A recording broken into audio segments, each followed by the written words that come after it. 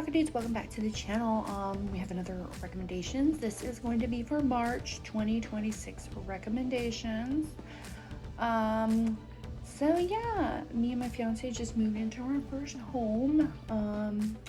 We bought our first house. Hopefully we'll be here a while.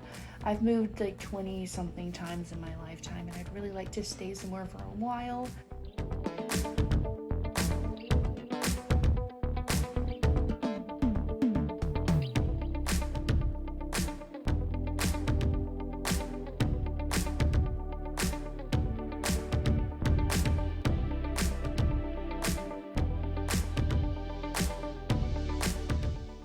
It's nice to have my own place and not be stuck at an awful apartment complex with the worst neighbors in the world.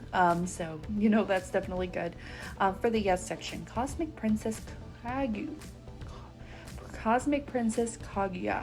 This is loosely based on a Japanese folk tale about a moon princess, I believe, and I love the whole setup of this and the virtual reality mixed with fantasy that they do. It's a really interesting rendition of the story, and I think it's really fun to watch.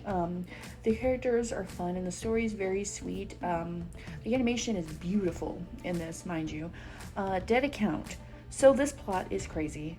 You can tell the writer of this was heavily inspired by lots of different animes or mangas, which is fine.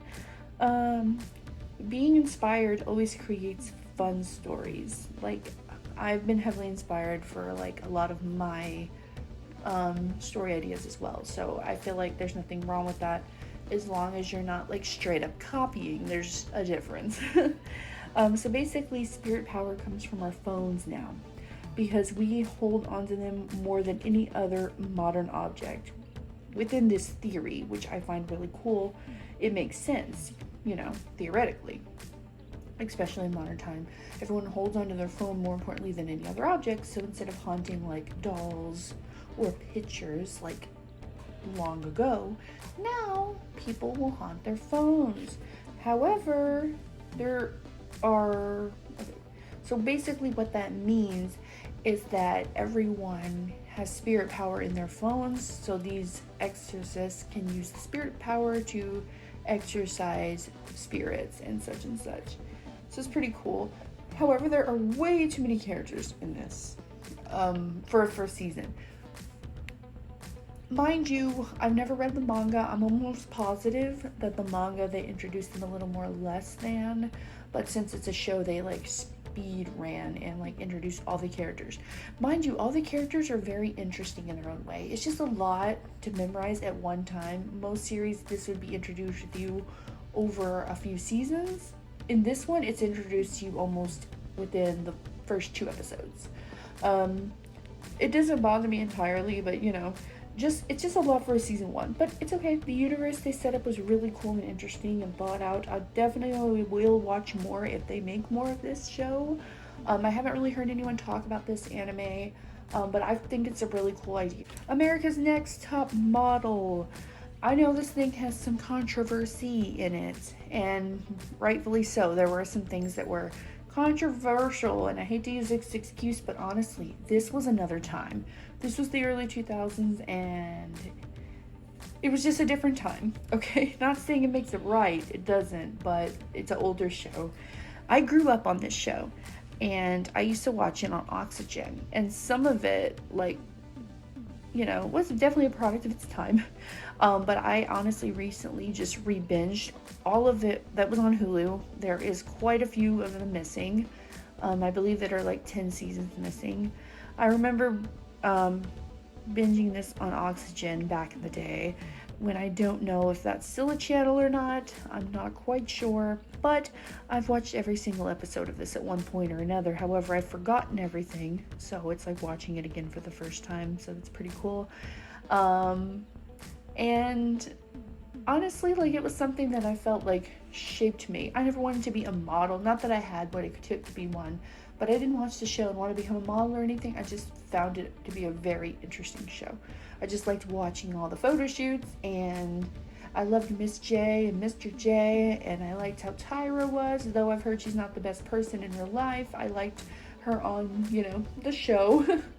So, One Last Adventure, The Making of Stranger Things 5. I knew watching this was going to make me upset.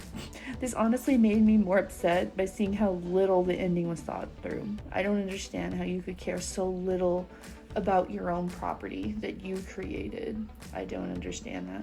The TikTok killer. This TikToker is basically a European TikToker, I believe. I've never heard of him. But I never saw him, but it's still very creepy. Zootopia 2, I loved the first one so much, and this one as well.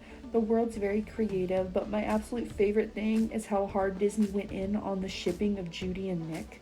They know there's some nasty stuff on the internet about Judy and Nick, and they are aware of it to some extent because they were literally doing some foul shipping in this, and if you watch the movie you'll understand.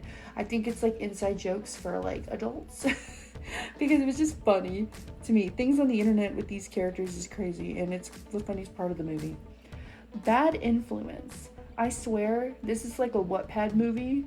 I'm like 45% sure it is. I didn't even check if it was, but it gave that kind of a like aesthetic. Honestly, I love it. Basically, it's a bad boy trope again. He's hired by her dad to watch her, and yeah, that's pretty much the story. He's not a toxic bad boy. He's just kind of got an attitude, but it's okay. The Carmen family deaths. He did it. I'm sorry. This documentary makes me think about how, but yeah, he did it. I can just tell, like, he did it. Wonder Man. Marvel actually did something pretty creative. I'm so surprised. Whoever wrote Wonder Man, they need to have more people write the story because they actually seemed like they were creative for once in years. And just the way that they framed the story and the show was so cool. Even the marketing for this show was so good. Like, I genuinely was excited to watch this, and I didn't think I would be. And if Marvel keeps this up, I might actually be proud to say I'm a Marvel fan again. That was really good. And the characters are written so well in this. Like, so well. Hannah Montana 20th Anniversary Special. First of all, this special made me cry twice. Hannah Montana is one of the best shows from the 2000s and is seriously one of the greatest things Disney has ever made. And it's one of my favorite shows from my childhood. I will have a Hannah Montana themed birthday party one day. Like, legit. Whenever I went to see Miley Cyrus in concert in 2016, the main reason I wanted to see her was literally just because she was Hannah Montana. I can't believe it's been 20 years. It really makes me feel very old, but you know what, whatever. Now for the mess section, Jack of all trades, party of one. So this guy can basically do magic, combat, all of that mess. He has everything that we have in a normal isekai party. And it's pretty much it. It's a little slow for me as far as pace. Record of Ragnarok. This was my least favorite season of this. I don't know why. This almost made me not want to watch the next season, and I'm not sure why. I don't know. 100 meters. Anime about running the 100, which was what I used to do when I was in track. I ran the 100. Caught stealing. The acting was top tier in this movie. The set design, top tier. Character writing, everything. However, this was based on a book, so I'm pretty sure all of that came from the book. Almost positive. The plot was fine. There was really nothing wrong with it. There was something about this movie that made me not love it, and I don't know why. It was just something I had felt. I'm not 100% sure why, because everything was done right. It was a beat for beat good movie. It just, I wouldn't want to watch it again, and I didn't really care about the characters. I'm not sure why. Anaconda, not a huge fan of the original series of this, but I thought this continuation, reboot, remake, whatever you want to call it, was written in a fun way. You couldn't really be mad at it because it was written making fun of the original series, making fun of reboots, making fun of everything, and you had Jack Black in there and Paul Rudd. You can't hate either of them, so I thought it was fine. Now for the no section. Honey, Don't. I wanted to like this movie so bad because I literally love Margaret. I think everything she's ever been in is great, except for the Death Note movie. Oh dear God.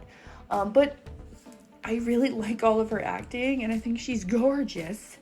But man, I felt like this plot was so small compared to the amount of sex in this movie. Sex seemed more like the plot, I swear it was. The set design and the aesthetics of the movie was very cool. Like, that was the best part.